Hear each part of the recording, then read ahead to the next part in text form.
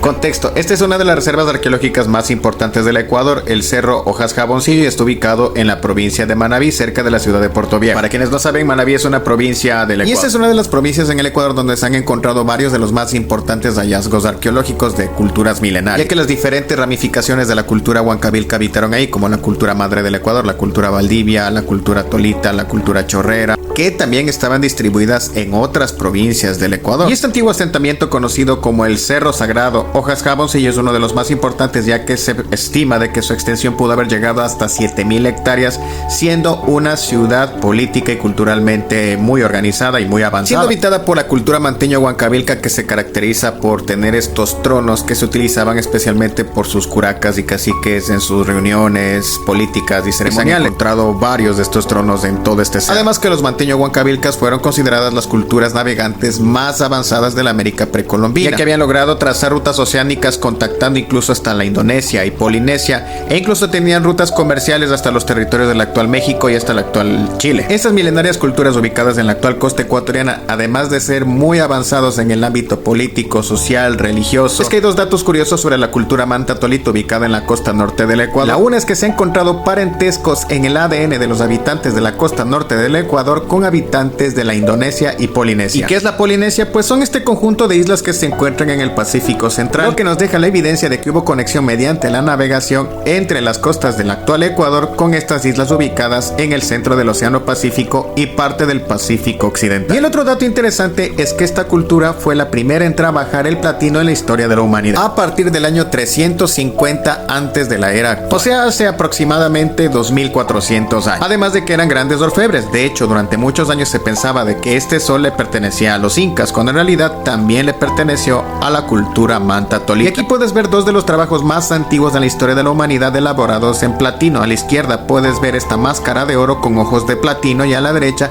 esta figura que se asemeja bastante a la figura de Quetzalcóatl de la cultura de los mayas. Qué interesante este trabajo elaborado de la cultura manta tolita de la costa norte ecuatoriana, la similitud con la cultura maya que está ubicada en Mesoamérica, Guatemala y sur de México. Otra similitud abrumadora entre estas culturas es que este sol que puedes ver aquí, que es un repujado en oro hecho por la cultura manta tolita, es extremadamente similar al sol del calendario azteca. O sea, aquí tienes el sol del calendario azteca que se encuentra precisamente en México, y lo ves con todo su contorno, incluso sacando la lengua, y mira este sol de la cultura manta tolita. Actualmente hay mucha discusión sobre los nombres de estas diferentes culturas. En realidad son nombres que se han dado para diferenciar su posición geográfica y sus diferentes periodos en la historia. Como la cultura chorrera, cultura machalilla, la cultura manta tolita, la cultura manteño huancavilca, la cultura jamacoaque. Todas provienen de una primera cultura madre y la más antigua registrada hasta ahora en las costas ecuatorianas, que es la cultura Las Vegas, con una antigüedad de 11,000 años. Un dato interesante sobre esta cultura es que fueron los primeros en cultivar la calabaza, en domesticar la chira y cultivar también el maíz en Sudamérica. Y de la cultura Las Vegas, que se podría considerar la cultura madre de las culturas huancavilcas, provienen todas las diferentes ramificaciones, como la cultura madre del Ecuador, la cultura Valdivia, chorrera, huancavilca, jamacoaque. El cerro Hojas Jaboncillo solo se ha explorado menos del 10% de su extensión. Y el video del que estoy respondiendo este comentario es acerca del cerro Hojas Jaboncillo, que ganó un premio de la Embajada de los Estados Unidos de $110,000 para invertir en su conservación, ganando este premio consecutivamente durante 10 años, siendo $1,100,000 que se ha invertido en la conservación e investigación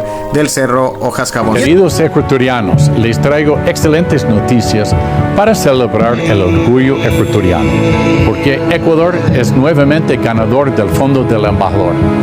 El proyecto nuevo, la preservación de la montaña sagrada del Cerro de Hojas Jaboncillo, va a recibir $123,000 para proteger este maravilloso sitio arqueológico en el corazón de Manabí. Como parte de las actividades de este proyecto, se va a restaurar pozos de agua, escalinatas y bienes arqueológicos como 2 sillas U para proteger los vestigios de esta cultura precolombina.